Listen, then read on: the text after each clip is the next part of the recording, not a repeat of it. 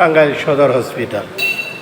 টাঙ্গাইল সদর hospital hospital যদি এরকম অপরিষ্কার থাকে তাহলে রোগী কি করে ভালো হয়?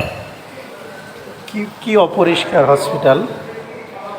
টাঙ্গাইল সদর হসপিটাল দেখেন কি অবস্থা, এখানে কত পরিষ্কার। কিভাবে এই হসপিটালে রোগী সুস্থ হবেন, কিভাবে রোগী সুস্থ হবে?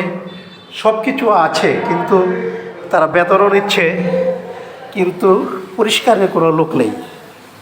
দেখেন কি অপরিষ্কার প্রত্যেকটা টয়লেটের ভিতরে। এটা হসপিটালের নমুনা। হসপিটালটি হচ্ছে টাঙ্গাইল সদর হসপিটাল। এত অপরিষ্কার, শুধু অপরিষ্কারই নয়, এখানে দেখেন লিফট আছে, লিফট কিন্তু বন্ধ সব, ঠিক আছে। টয়লেট যেখানে সেখান দিয়ে রোগী পড়ে আছেন, চিকিৎসা তো নেই। এটা অবস্থা, হসপিটালের অবস্থা।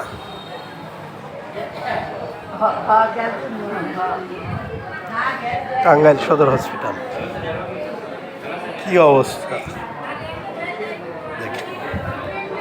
দিস ইজ হসপিটাল,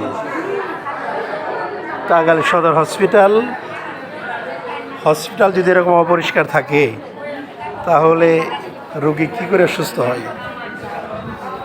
সরকারি বেতন নেয়, টাকা দেয়, কাকে দেয় এগুলা বোঝা যায় না কিছু। দেখেন একদম অপরিষ্কার।